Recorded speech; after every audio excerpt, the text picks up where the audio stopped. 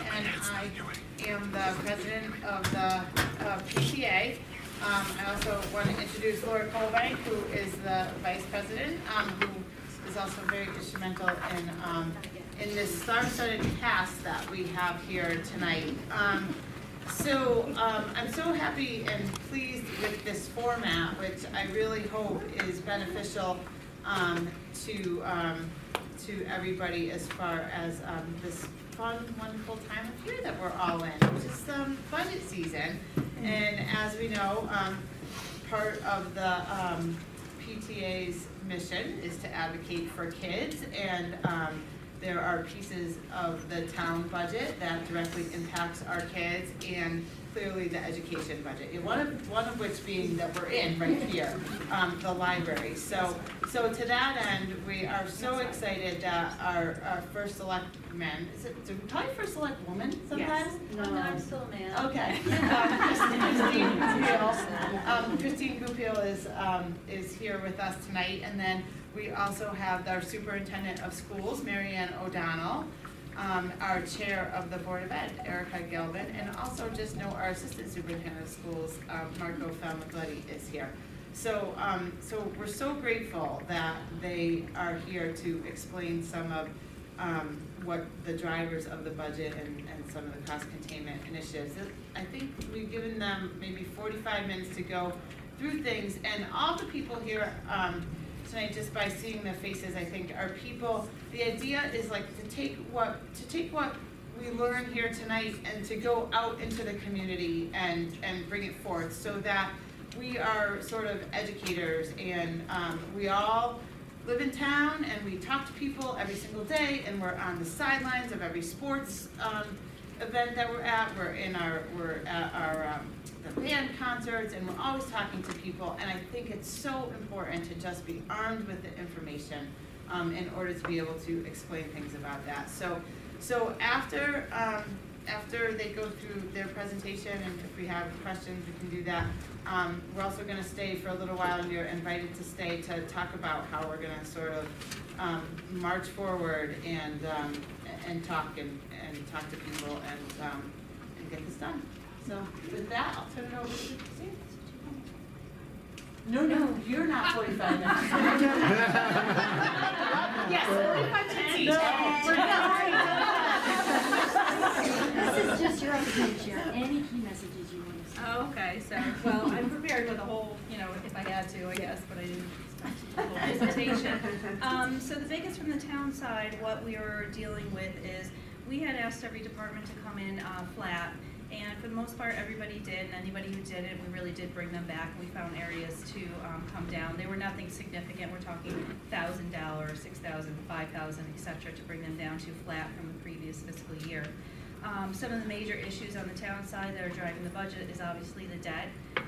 The other areas of increases, which are pretty insignificant compared to what our debt is we've increased the technology, because the town is in a position where we have not invested in technology, and as you know, cyber crime, cyber attempts on municipalities has increased, and we have to be very careful to make sure that our town is secure on that side. We've also added a town planner component, so the salaries back in for the town planner, we had that person 6 years ago, I want to say.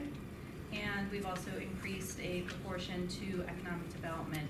That did get cut in half at the Board of Finance level. We will try to work with that element that we've been provided with in the next fiscal year, and hopefully will provide value to the town, so that in the next fiscal year, following that people will see that investment makes sense for the community, so that we can return on the investment that we're making. So I guess, that's pretty much where we are at this point from the town side. Board of Selectmen did bring it from like a 9%, I think it was 2%, we brought it down to 3.4% increase, and at Board of Finance level, it was increased slightly, so we're now back up slightly. There's still some components of it that I'm not going to set a number to exactly, because we're waiting for, on April 26th, a final number for our health insurance. And there's a couple components which will come back in, which actually might reduce it again as well. So a little bit of flux before the final number. So. Okay. How much of the, oh shoot, I just forgot my question. Come back to me. Shoot.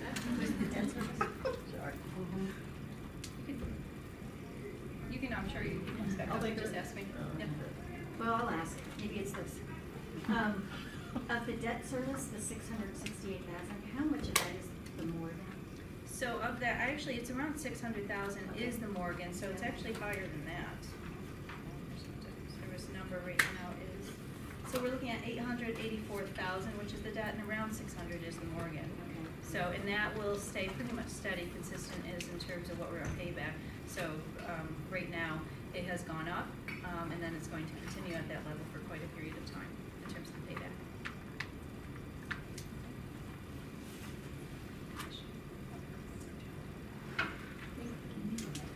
Feel free to.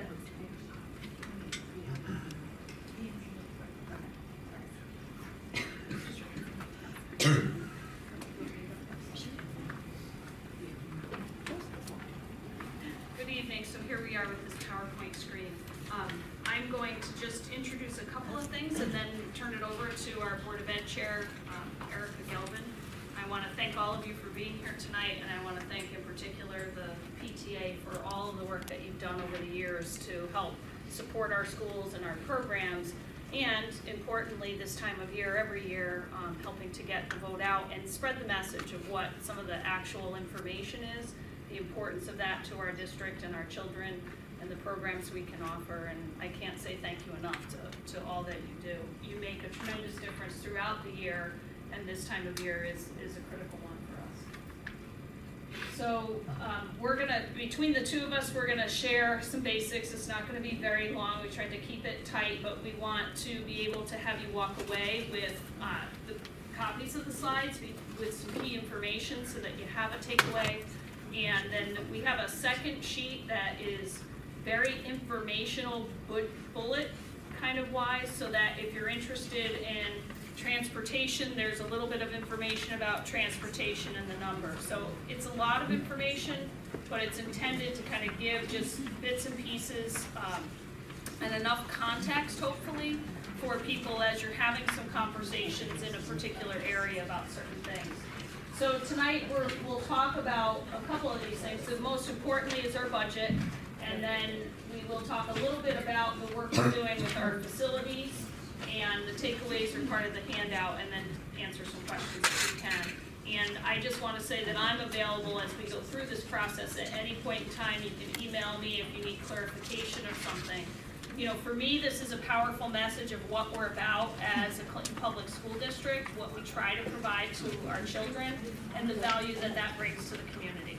That's what I love to talk about.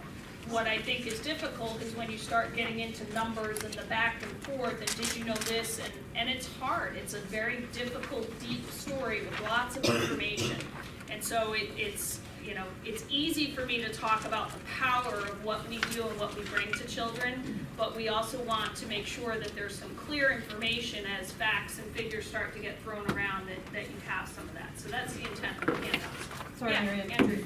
In addition to this, is the Board of Education providing anything out to the community that will give like a two-page synopsis, and is the town doing one as well? So we are not sending something out. I know several years ago, there was kind of this community newsletter piece that went out. As of Wednesday night, all we can do is provide information about the budget, and we've kind of used our district newsletter. And what we're sharing now, this is information. The last part of it could be considered advocacy, because after the budget is set Wednesday night, we can't advocate. We can only provide information. So we have our budget book, we have all of that information in individual pieces. The PowerPoint tonight, my presentations are up, but in terms of a mailing to everybody, we have not planned to do that. So I get to do the first part, introducing really what we're all about. And we just recently changed this. We're in the process of refining it through the strategic plan survey that went out, so there might be some tweaks as we go into next year. But we updated and changed this to really empower learners to embrace and influence the future.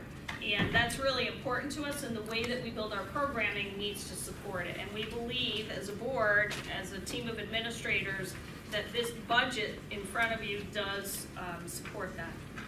We also have identified our 5 strategic priorities, and we always want to start with what we're about and these priorities, because this influences our budget decisions along the way. And the board, the administration and the board had to make some serious decisions this year. Our administrative team came in with, if you look at the cost centers, which they're responsible for in their buildings, very, very flat budgets, hardly any increases, and in some places decreases. But there are some bigger drivers to the budget that are causing the increase, and you'll hear just a little bit about that tonight. So our budget principles really were about student experiences. When we say the instructional core, it's what's happening in our classrooms, the things that kids are engaging in within their classrooms, and the kinds of experiences that they're having.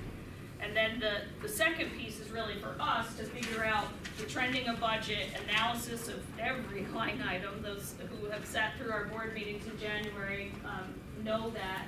And then the work that the board is also doing related to our futures planning. What are we doing with our buildings? What are we doing with the kind of programming, especially as enrollment is adjusting, so that we own the change? And there's a couple ways to address change. You can address change the right way, thoughtfully, with some forward thinking, to preserve what we're all about, and then to implement that wisely. Change is hard no matter what, but to do it with forethought and to do it in a way that allows us to implement appropriately and preserve what we're all about, that's what this board is committed to. To do change just for the sake of change or to cut budgets or whatever is really what we're trying to resist. And so we stand before the community, I guess, this year with a budget that we think is setting that stage for the future, is as tight as it can be, to do these 4 budget principles. So I think I'm going to turn it over to Erica really to kind of walk through where the board landed and to share some of the tough decisions that they had to make. No, I can do it, yeah. Thank you all for having me here. Before I even turn to this, I would just like to share with you, just because of schedule and circumstance, I wasn't able to be at the Boards of Finance and Selectmen presentation of our budget. So if you didn't see me there, that's why. But I did prepare a statement that I shared with both boards before our formal presentation, and I think it's important for me to share it with you now before I lead into this, because I think it kind of sets the stage nicely for where we started and where we are and where we're going globally for the district. So this is just a part of my statement. What does it cost to operate a school district? This was the overarching question that guided our budgetary work this year.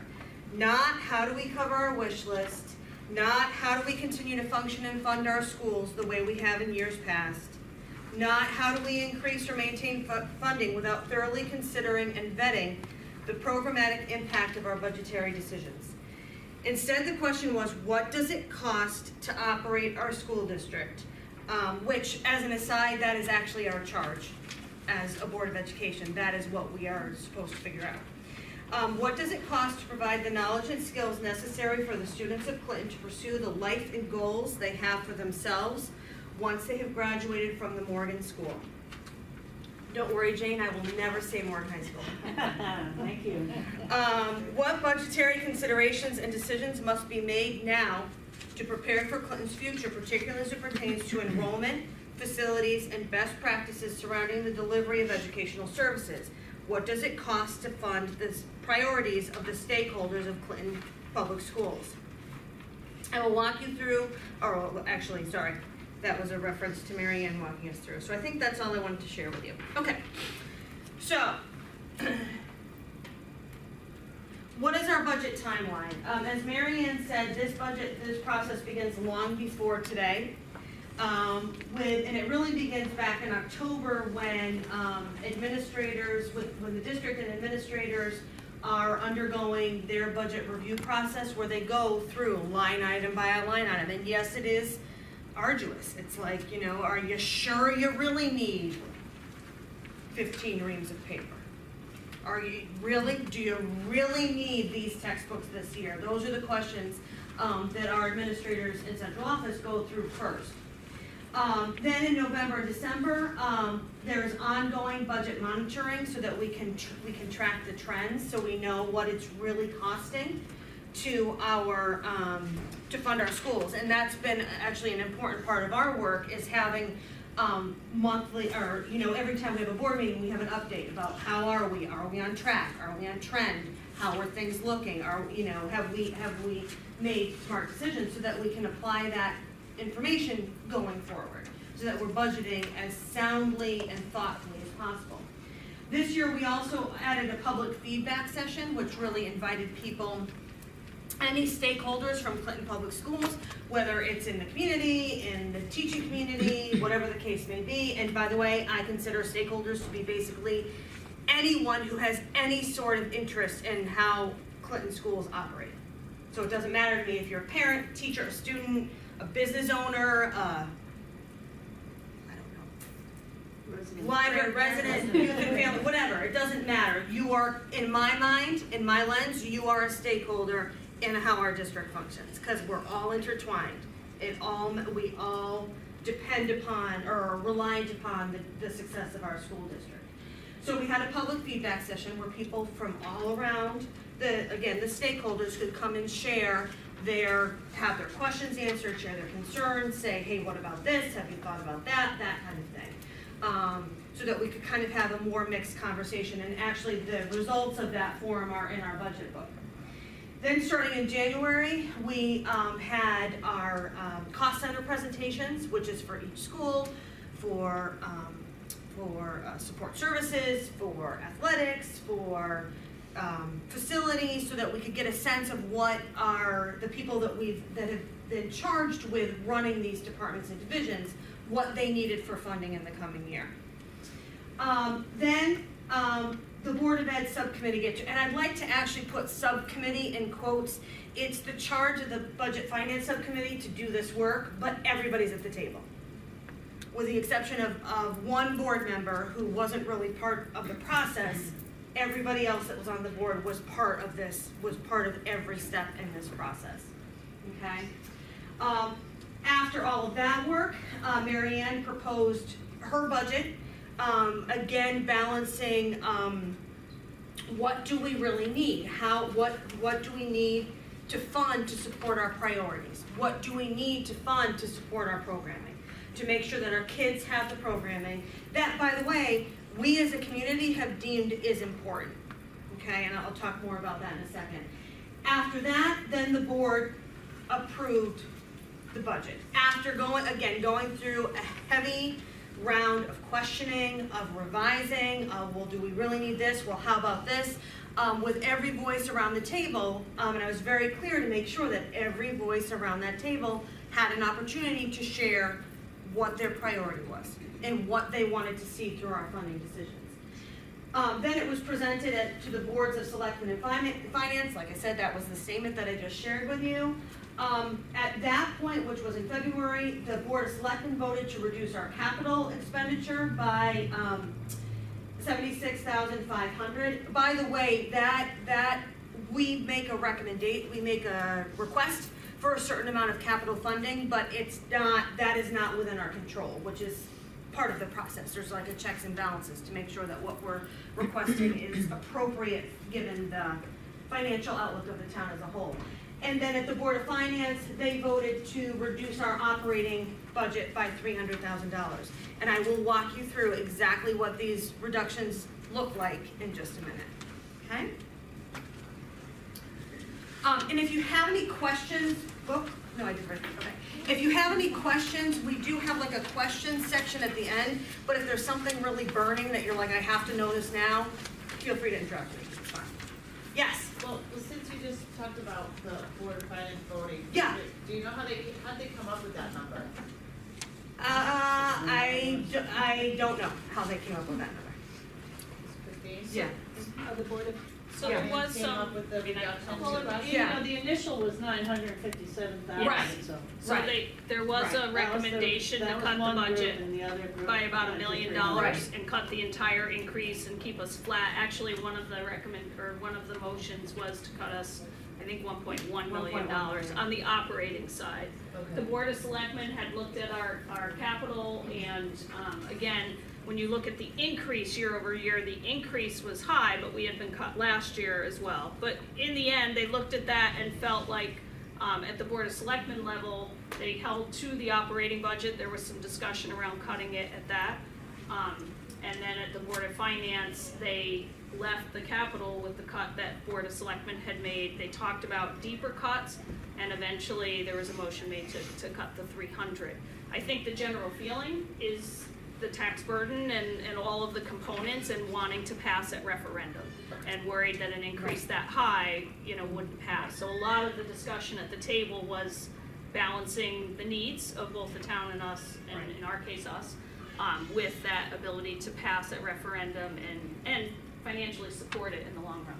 And I think both on the town side, when we made such drastic cuts early on for this budget, because we were concerned at not passing, and we thought we did our due diligence and then some to get down to a much lower number than what we think probably is even prudent, but we're concerned about the budget not going through. If the budget doesn't go through, I think it puts the town, I feel as though we're in a very precarious position. We're not making the investments we need to be making, both in terms of our staff, we're not making investments in terms of looking at capital projects and making sure our buildings, our roads, et cetera, are being maintained. So I'm very concerned at the position we're in, but I do want this budget to pass as well, because of those long-term implications of not investing in our community, both from the school side and the town side, because they are all integral in terms of the way we operate. DPW works with the school, the IT side of the school works with the town. Once you start making these cuts, all these things really start to fracture. Okay. So what does this look like in terms of percentages? So when you take into account those initial requests, so those initial cost center presentations for support, maintenance and expansion of programming, we were looking at a 6.03 increase. Okay. Then the the Budget Finance Subcommittee and Superintendent adjustments through our work to kind of really say, well, what do we really need? What really truly are our priorities? What is our laundry list of things that are really important to us? We brought that number down to 4.35. Then, because we kind of had some additional pieces of information, like transportation bids, health insurance costs, things like that, the increase came down to about a 3.48. Between when Maryann presented the budget and when we approved the budget, that was down another 0.5 percentage point. So we were already down below 3%. And then with the, and this is, when this cuts refers to the Board of Finance cuts. So after the Board of Finance cuts, we now stand at a 2.04 operating budget.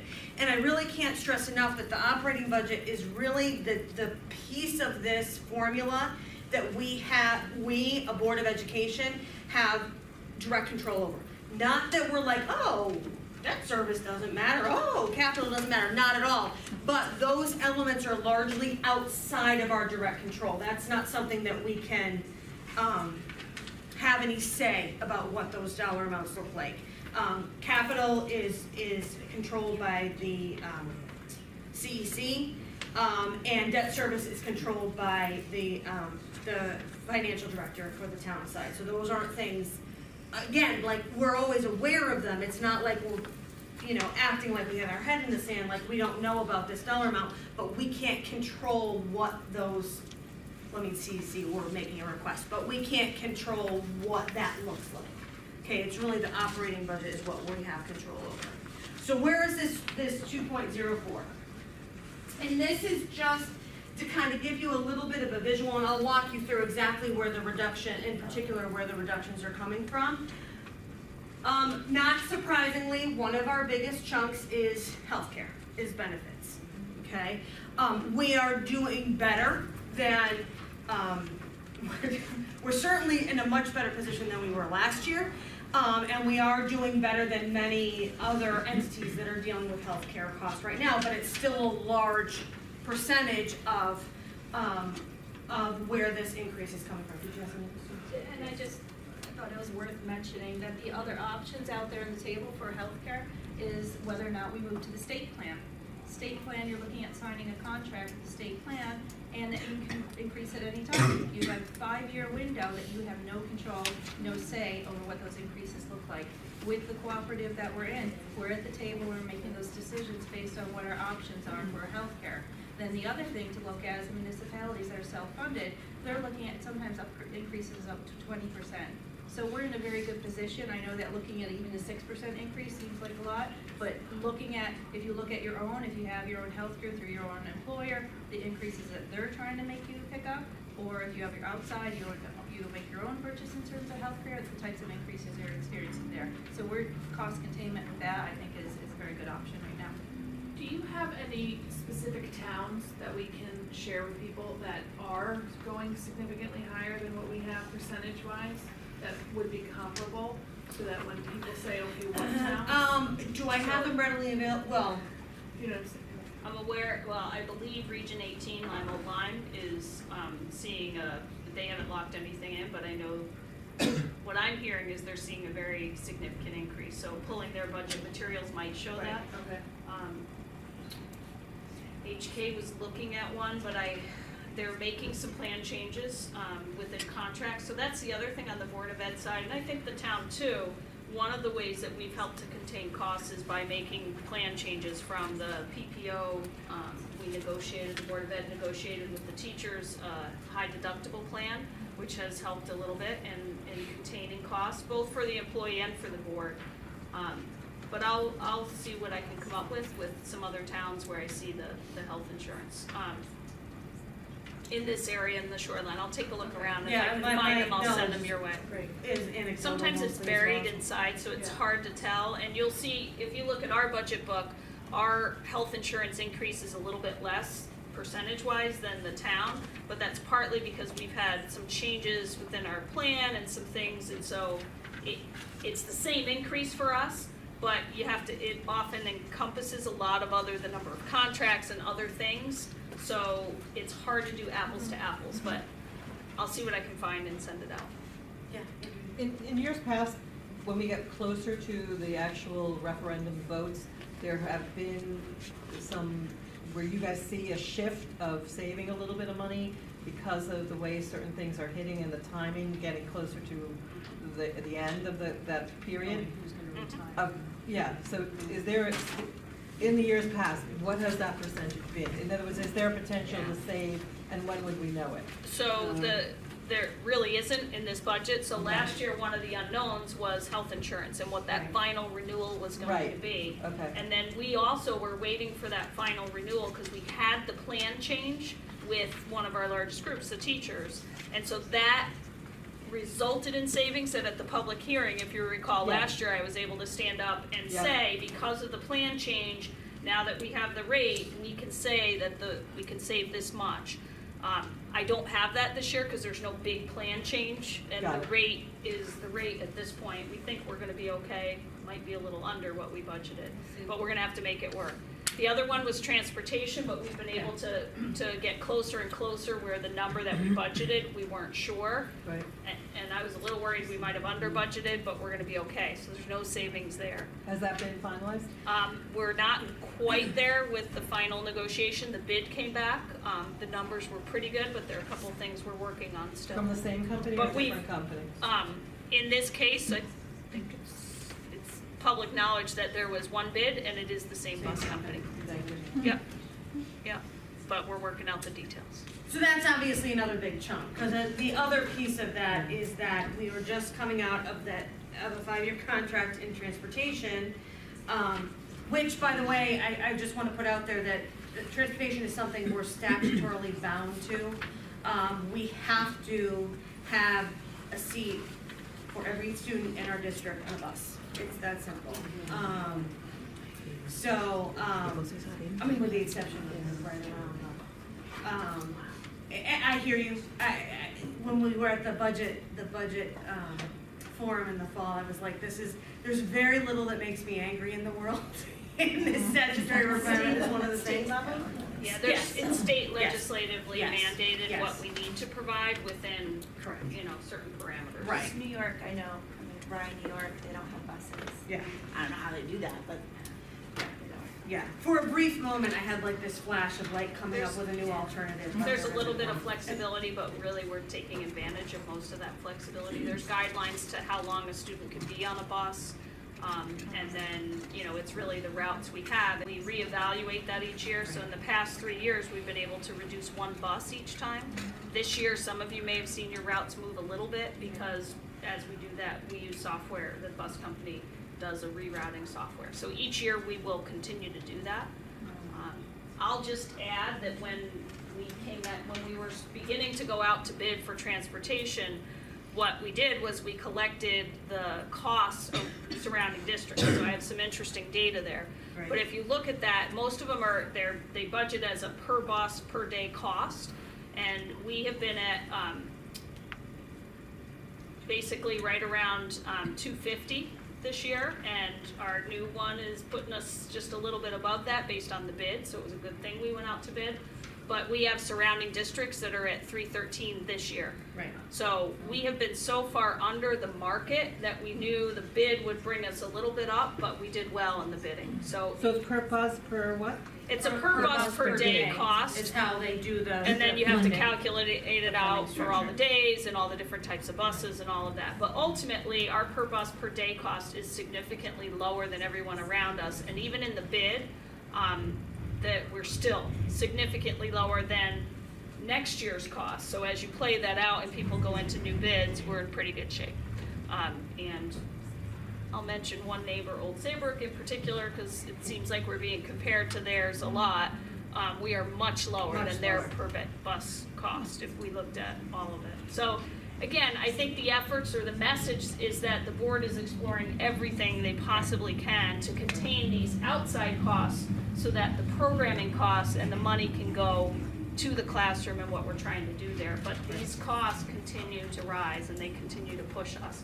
Health insurance, transportation, Right. and Erica's gonna keep going. Right, so tuition, that includes both, so another statutory requirement is that, if one of our students gets accepted to a magnet school or VOAG, we pay their tuition for them to go there. So this tuition increase includes not only those costs, but also costs related to, special education outplacements. Yeah, special education outplacements, and these are really, I feel very confident in saying that these are outplacements for, students whose needs, we really would not be able to meet in district. I almost can't say that emphatically enough. I just toured Joel, and Elliot a couple of weeks ago, and I, having been involved in these environments for a long time, I was really blown away by how much we do provide in district, which means not only cost control, cost containment, but also this means that our students get to stay home with their families, which is no small thing. I was profoundly impressed by how much we're able to do in district. So when we say these tuitions are going up, these are for kids whose needs we really cannot meet in district. So they're, and that's again, something that we're statutorily required and what we should do. I mean, these are members of our community, we need to support them, yeah. And something, going back to the magnet and the BOAG, the more that we cut in our schools and we cut these kind of programs, the more this line item is gonna go up and up, because people Very whose children likely. need these things and want these things are going to go other places, and we will be flipping the bill regardless if it's here Right. at Morgan Right. School or somewhere else. Right, so that needs to be something that we communicate to people. This kind of goes with that, but currently I'll add that what we're seeing since the new Morgan opened is the number of students leaving 8th grade that are choosing alternatives and exploring alternatives has decreased. All the more reason to keep our programming strong and our options strong, within Right. reason, but Right. if we start to dismantle those, we're gonna Then see we're exactly what certainly you're gonna see saying. that scenario So play the out. trending, and I have Right. some data on that, has just decreased over the last 4 years, even before the new school opened, with some of, I think, what we're doing programmatically at the secondary level, 6 through 12, they're seeing that connection, they're seeing the work we're doing and options, so that is a good thing. Go ahead. So people see those ads for Lyme schools.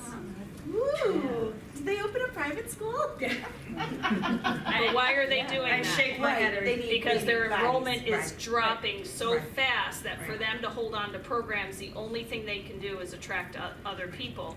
And what the way they do that is their per pupil cost, which is way above what our per pupil cost is, and they set that every year. So it is a lot of money, but they're competing with things like the Williams School and some of those private schools out that way and trying to keep kids in district. I was wondering if when people see that, if we've ever had We have the thought option to to do it. Morgan.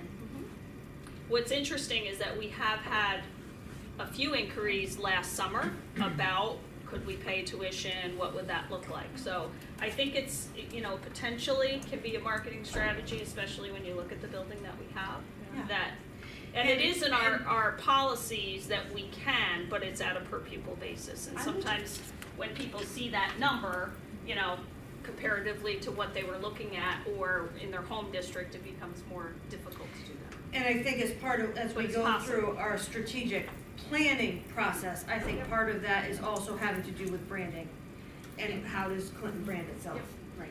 I'm not necessarily advocating for the ads, No, but I think how do it's- we brand ourselves so I that think it's we're very making I a think name we for have a very ourselves to powerful attract? product.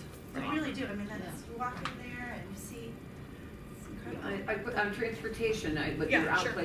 outplacement of special needs children, is that included in your transportation cost or in your tuition cost? In our tuition is for the cost of the program, but most of them need to be transported, and it's- some are like Hartford, some So are it's Camden, some are placed together Learn. And that's a very big price. It is in our budget book, there's a page that outlines those detailed Yeah, costs, Okay, and yeah, that's is it in the online. transportation budget though? So it's split, so if a student's outplaced, the tuition part would be in tuition, and the transportation part would Because be in I tuition. see the kids that are. You're exactly right, Yeah, so there's not like an asterisk transportation But it wise is, over here. the other It's- caveat is that anybody who's going to a magnet school who's accepted, we have to pay tuition, but we do not have to provide transportation. Right. We do provide it to Vinyl, and we have to Right, there.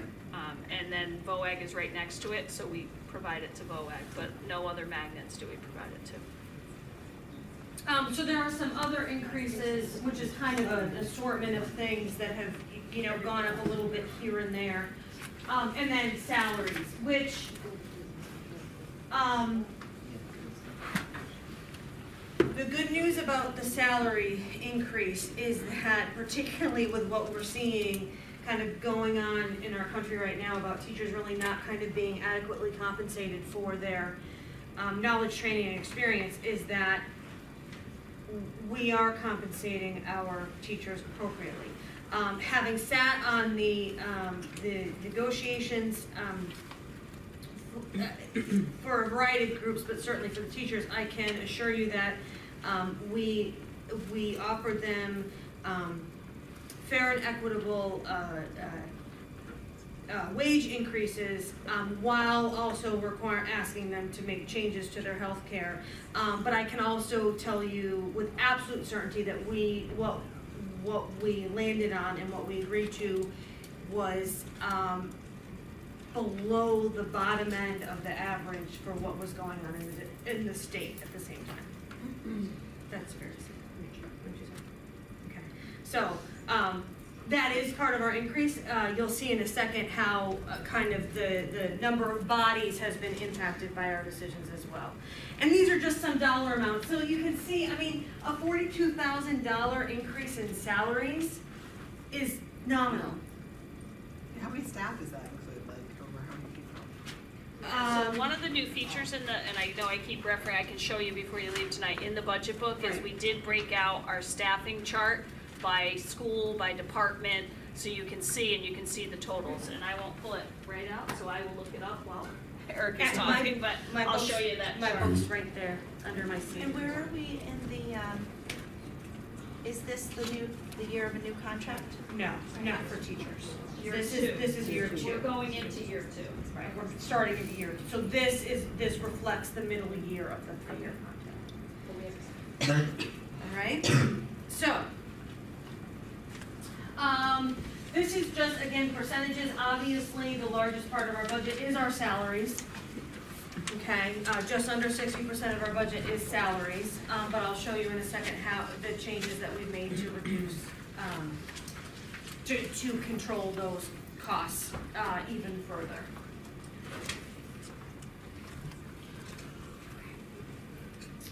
So, let's talk about the cut.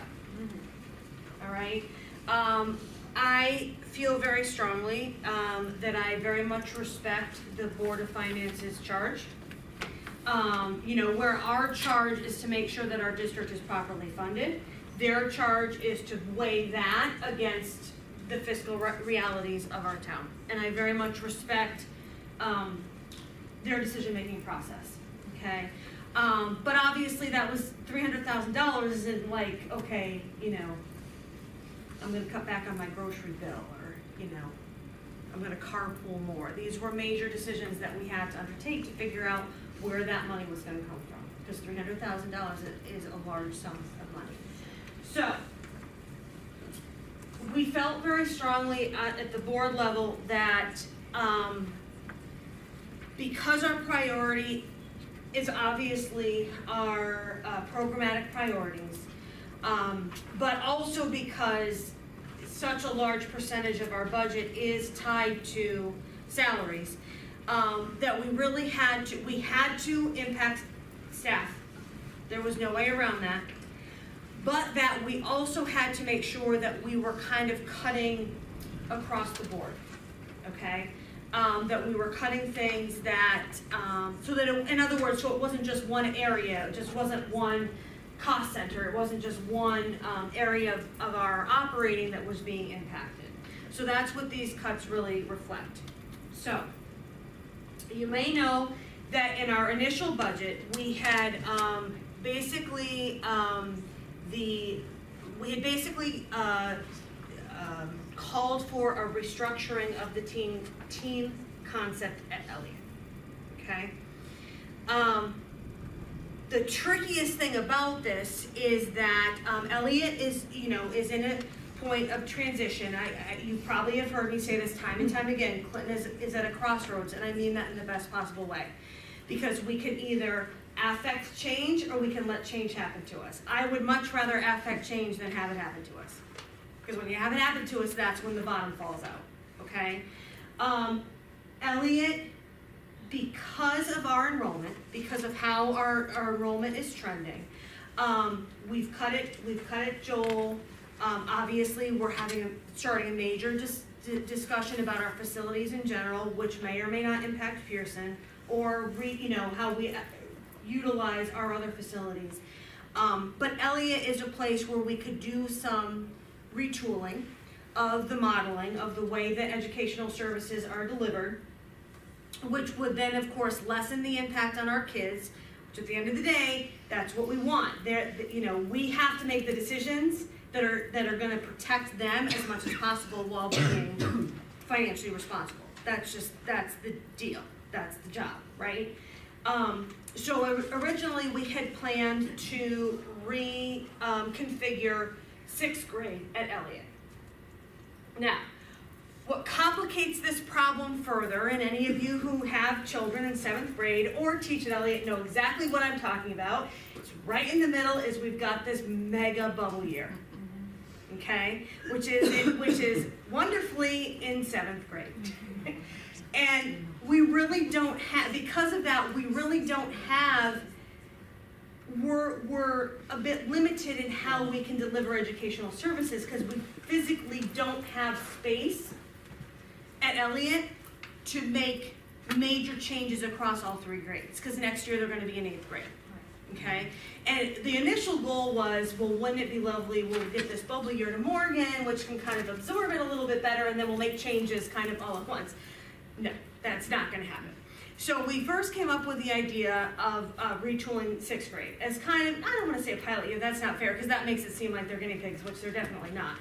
But we came up with this idea to retool the teaming model at Elliott, which would basically provide them with the same, it would meet their curricular needs, it would meet their programmatic needs, it would deliver them in a more cost-effective manner. With this cut, what we've decided to do is to extend that process to include next year's 7th grade. So we'll leave the bubble year alone, because there's literally too many bodies for us to figure out how to, no, that's not true, but to really properly manage that. So we're also going to retool 7th grade and 6th grade at the same time. Yeah. It's 2 slides forward. Eric, Yeah. I know that, I'm asking because I work in 3 of the 4 schools. Right. The cuts themselves. Yeah. So on this side, it's eliminate, which I'm assuming that means cut, right? Yes. Okay. So that is 2 of the 4 that will be eliminated from, Elliott? So. 2 7th grade And 2 6th grade. Right, 2 7th grade positions. I think that's the best way to think of it. 2 6th grade positions. Yep. And 2 7th grade positions. Okay, so, and this is, this is the thing that's getting me confused Yeah. always, is, are we also waiting before those decisions are made because of resignations? Because there is a 6th grade teacher that's already Correct. leaving. Right. So- There's a 7th grade teacher, no, that already got her There's some notice, movement. so. Yep, there's so, some right. movement. Is So it right really now- only 2, or is it? Yeah. So I wanna know what to tell people. I Correct. guess, is So what in I'm the saying. original budget, if you don't mind me jumping in, Yeah, in the yeah. original budget, we were planning, the board and administration made the decision to reduce 2 positions at Elliott. We're also doing 2, the slide before, if you have it in your packet, at Pearson, based on the numbers, we were reducing 2. And we made the decision to reduce the 6th grade with the idea of potentially 1 full team of 4, and the other team would have fewer students with 2 teachers that could teach 2 subjects. We're not sure what the configuration will be. We're gonna Right. work with the middle school. There are constraints to certifications and what people can teach, what they're strong at teaching, because we want them teaching things that they're comfortable with and really good at. And then the switches that might happen, a resignation, a retirement, those types of things happen. In the original budget, the board needed to non-renew 3 people, based on those 4 cuts, right? 2 at Pearson, 2 at Elliott. And so 3 people were given non-renewal notices. Right, okay. And that stands where we are right now. Last year, I think we gave 3 or 4, and we were able to recall everybody before the school year started. So that does happen, but we have 3 right now, and they will not have a position. Okay, and they don't count as the 4? Well, Or they're they part are- of they the are reason part of the original 4, original. and then the Okay. second cut, the 300,000 cut, we're adding the 2 more. So there's a total of 6 Okay. teachers. What's And the if you go average to class that, size? if you go to this, the budget, the new book does show this. So at grades 6, 7, and 8, even with the big class in 8th grade, the numbers are 22 to 23, basically from Joel in 3rd grade all the way through 8th grade. Yeah, okay. So it's 22 in 3rd grade is the class average, Pearson is 22 to 23 in both grades, Elliott now in 6th and 7th are 22 to 23, and then the 8th grade is 21 to 22. Which is still considered reasonable. Oh my gosh, that's Yes. totally reasonable. Yes, and I think that's, again, as Erica said, we were hoping we could have the 8th grade move out and do a full restructure. We've been talking about it, yeah. that it needs to happen. We can't support 2 full teams as the numbers decline. And so we have to do something, and so it started to become a 2-year plan with the 6th grade, and then we would wait and retool 7th and 8th. Now we're at a point where we're just shifting, it's still a 2-year plan, but we're shifting what we're doing in next year in 6th and 7th grade, and then the following year there'll be a new schedule and the full restructure. I'm sorry, what is It's a okay. half team? So the So what'll happen is. we don't know in for this sure that's gonna be the instance, model. We don't know that this is exactly how it's gonna play out, but basically what's gonna happen is you're gonna have 1 full team that teaches 6th, 1 full team that teaches 7th, and 1 team that teaches half 6th and half 7th. So in other words, so like, for example, they would teach math to 6th and 7th graders.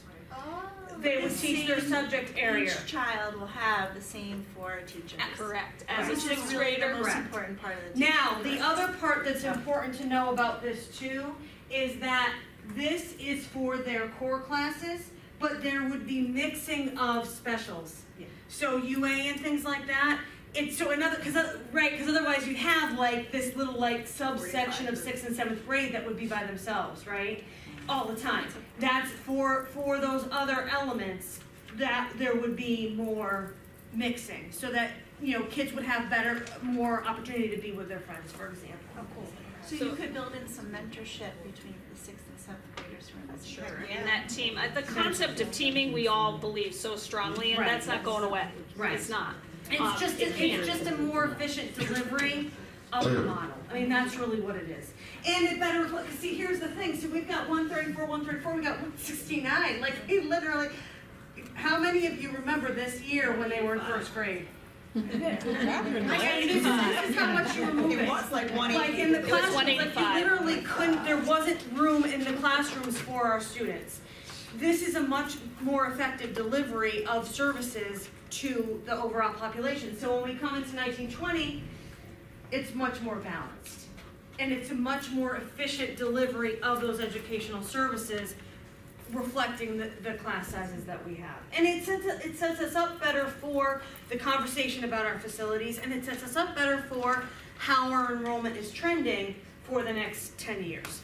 This would have happened no matter what. Right, it just, Right. the It had to happen. timeline has been shortened because of the financial realities, but this educationally was coming down the pike. And we've been talking about it, working on it a little bit with team leaders and definitely at the administrative level and looking at scheduling. We're talking about the core classes, but also those specials and UA and the programs that are important to us, and how we continue to deliver that breadth of experiences to students and not have to chip away at those opportunities. I think getting to your question earlier, so we did have to non-renew 3 teachers. Yes. We have had some resignations, and that's part of it, by eliminating the 2 7th grade positions. Someone who resigns, we won't replace that position. That's And so basically someone it. internally will shift, but nobody new is being non-renewed, Mm-hmm. so nobody is losing their position. And I think there's still potential that some of the non-renewals, maybe all, could end up back with us in a position. I'm hopeful if we get more retirements or resignations. Okay. And we've had a couple recently, so you may have heard of those. Okay, and this doesn't, because this is just certified staff, so this doesn't include.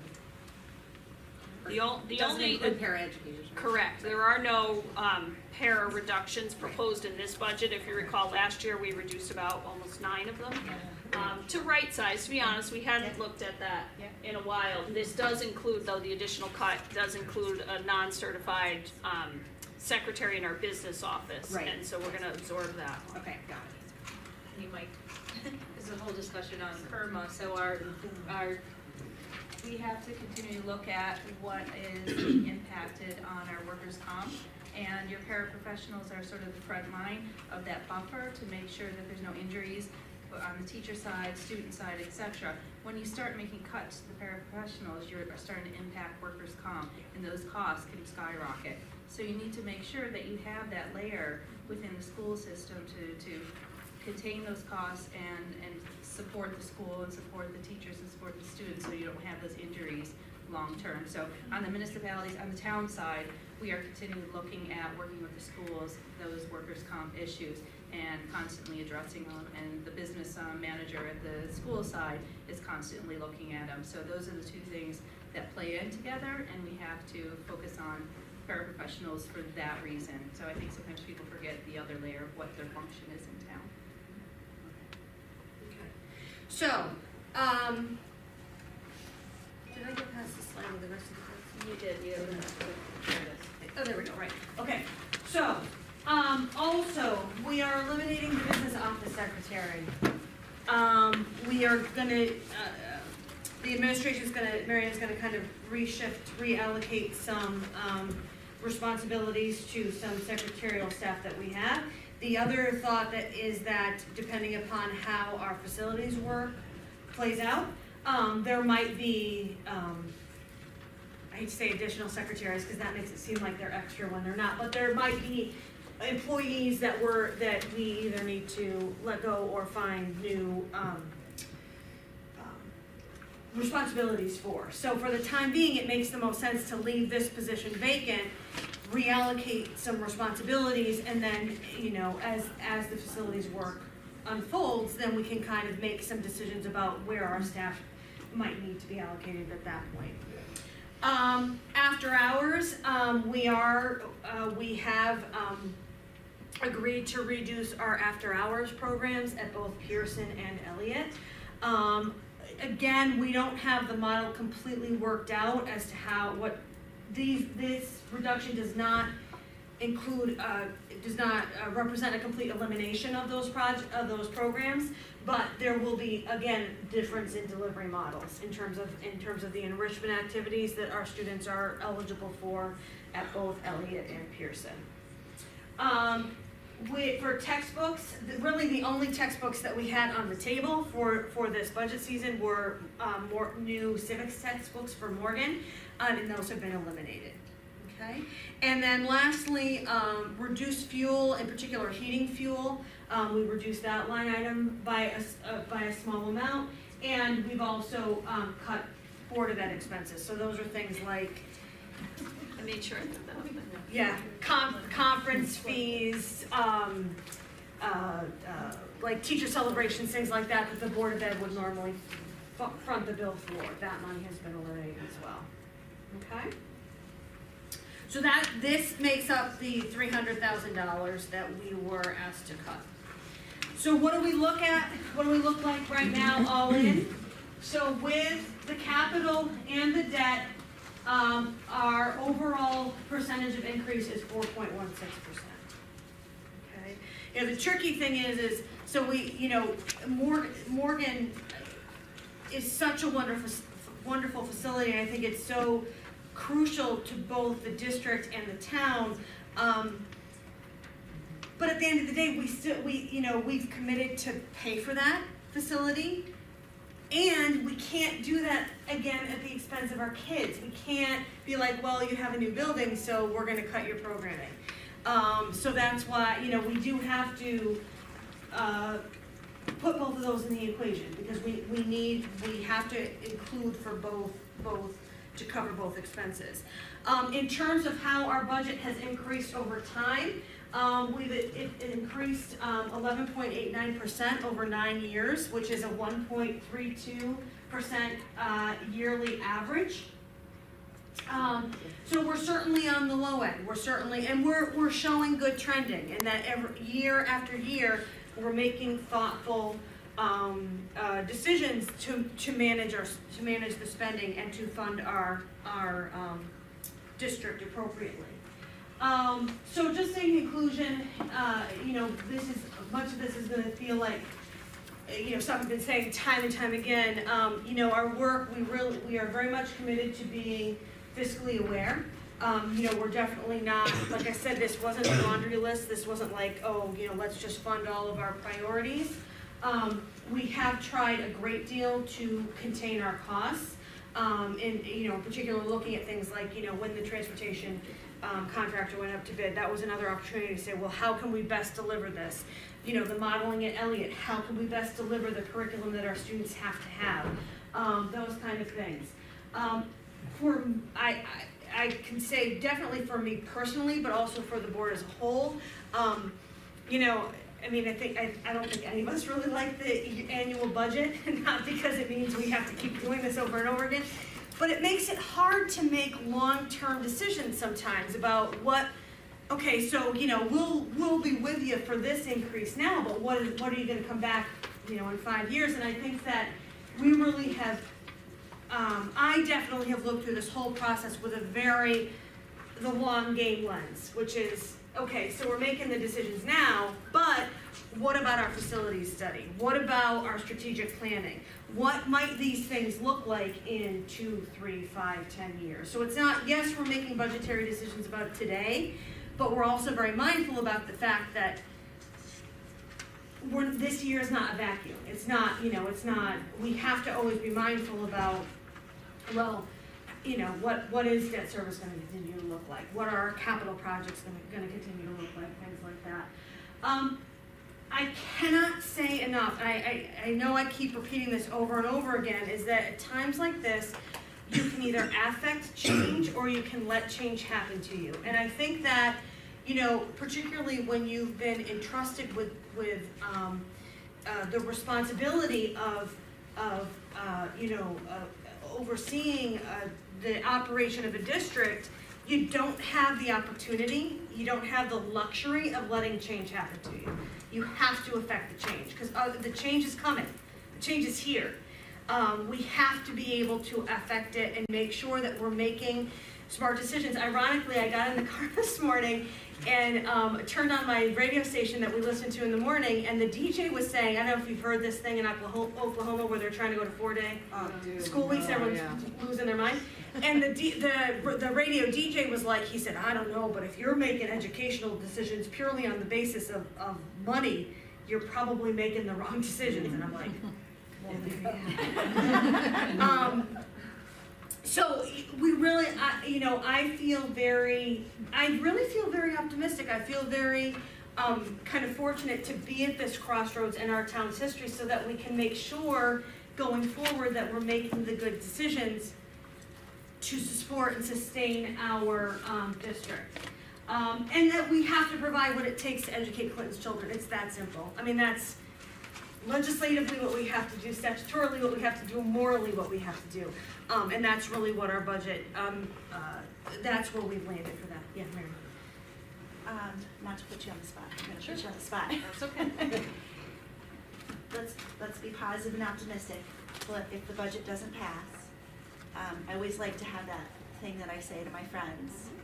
Say, if it doesn't pass, they're gonna come for the, not definitively, but what is the next step if it doesn't pass? What are you gonna cut? So I do, we are at a point where it will mean the rest of our after school programs. We've spent a lot of time talking about athletics, middle school and high school, the idea of pay to play, the idea of cutting programs.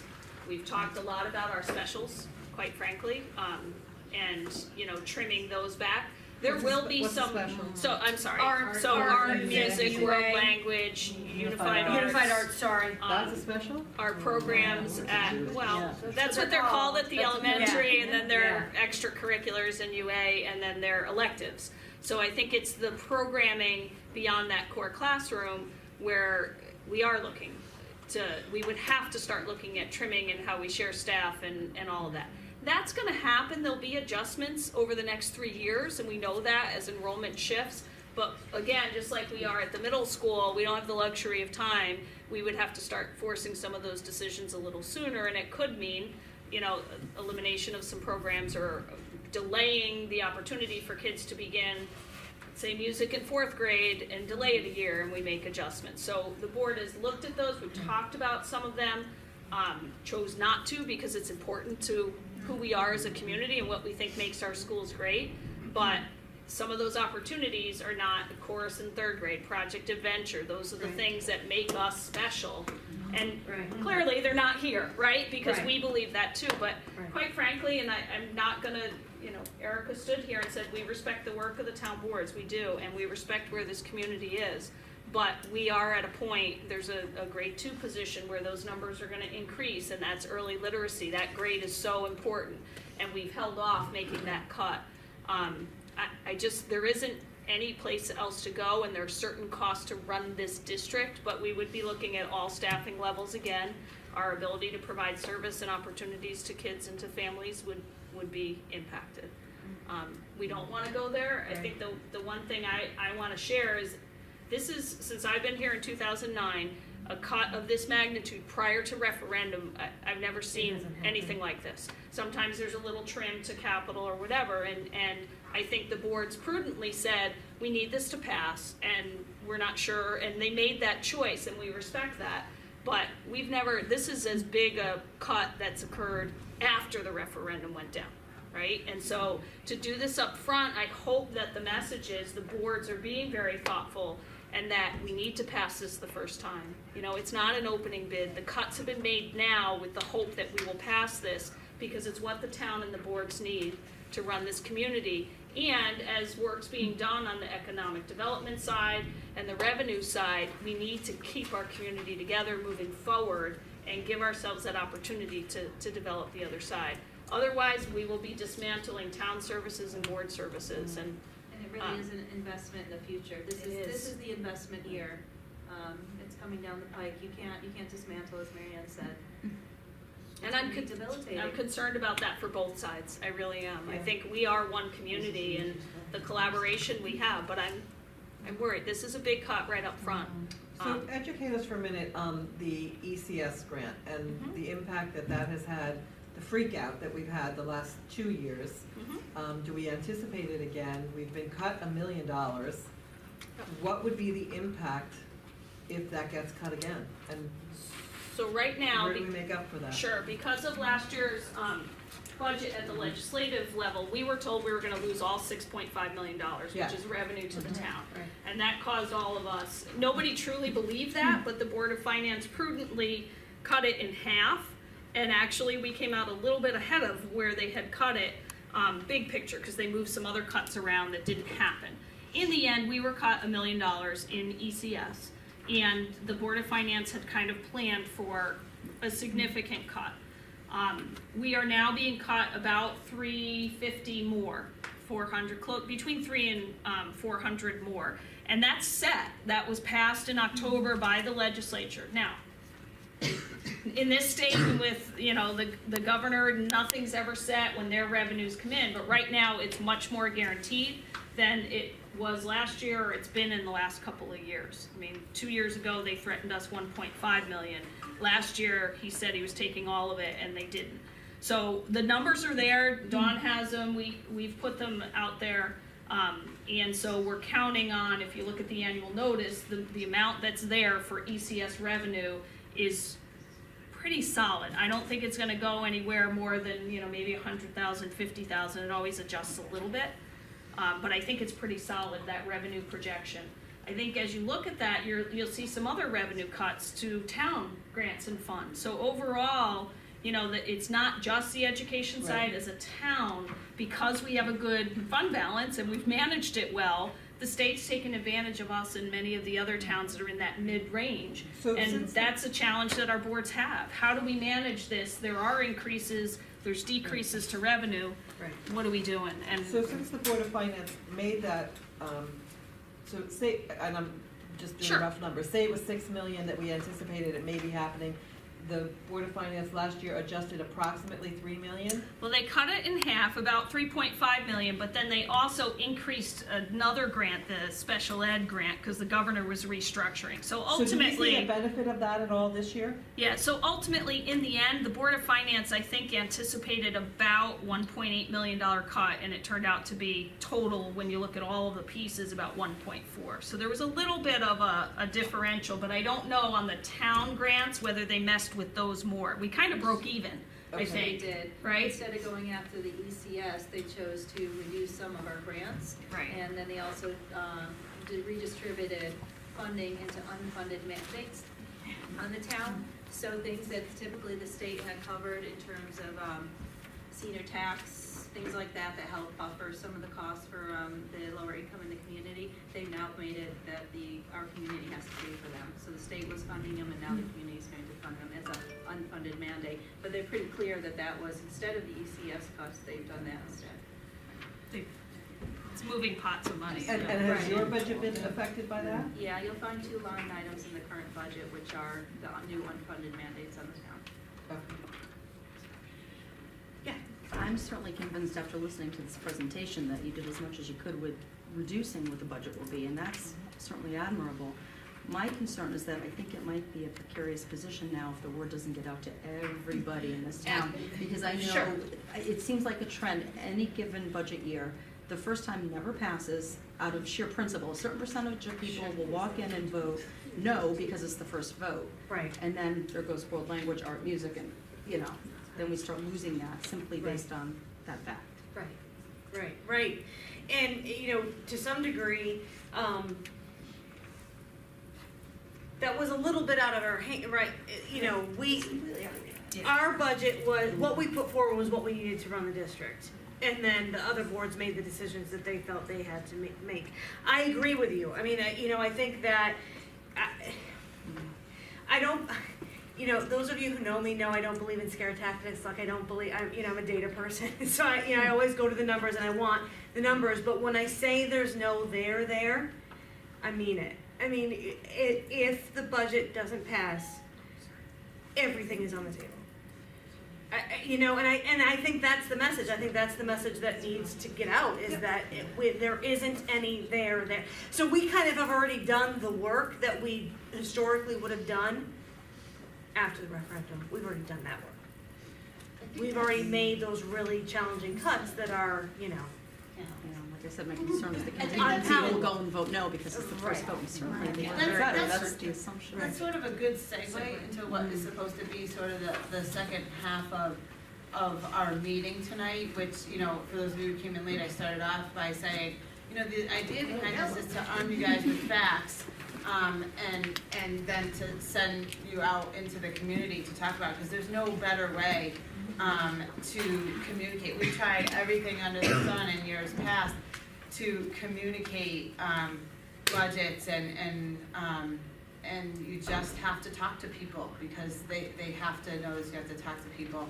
And so I think what we've seen here tonight, and they're watching their words very carefully, and we maybe don't have to, because we're sort of, we're allowed as a democracy to be very passionate about what we believe in. I think some of what has already been cut strikes passion with people. It could strike emotion. It could be angry. There are people losing their jobs, maybe, or not being replaced, which affects our kids. The PTA showed screenagers this year, and one of the things it said is that it's not the kids are overscheduled, it's the kids who have nothing to do after school that is the problem. And we see that directly happening now, that we're cutting the things that they're doing after school with some of these after-hour things. And so I think that it's important for parents with kids in the system to know this, because if anything, it just drives them to talk to their neighbors about what really is happening. I do believe we live in a town where people think it's scare tactics, and they're watching their words, but the alternative is padding the budget, and we have tried to be honest over the years to not do that. And one of the things that I try to say to people is, you have no control over what gets cut if it fails. That has to, thank God you have no control, because that has to happen at the board level for every reason that they articulated so well.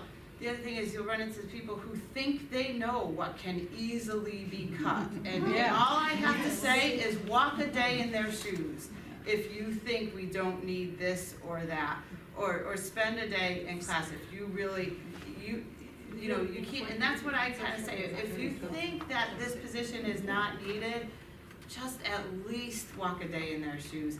So there's certain things that I'm not sure how, that we can continue to talk about as the PTA about how we get that across. The other thing is, I'm not sure why Clinton is always held to never allowing an increase. Costs go up, and I know that people are not wealthy, but we have some data that we put together about the amount, the cost per pupil, and the amount that is spent in other towns, and people will say it's cheaper to live in another town. I kind of believe that I have this sort of cycle that you guys have heard before, which is, a vibrant community starts and ends with families, and if you can attract families into a town, that will benefit everybody. That will benefit businesses, that will benefit the value of your homes, because you'll have people who will go to the businesses and spend money, and then you have the value of your homes, which means that the mill rate can actually go down maybe if the value of your home is worth more, because it's dependent on demand.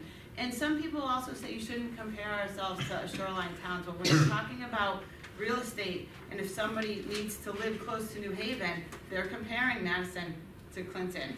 And I'm sorry, Madison's mill rate may be lower, but if you take your house and you put it in Madison, you're paying more in taxes, and it's because of the perceived education that they're getting and the services that they can offer there. So I just hope that people do listen, because you're right about the debt service. We voted for that building, and we didn't want to do it at the expense of the kids, so we need to go out and talk to the people who voted for that building to make sure they understand what it means. And so the PTA is, contrary to what some may believe, the PTA is allowed to advocate for budgets with certain parameters, and we are very careful to live within those parameters. And so we hope that you'll help us, because it is a community on both sides.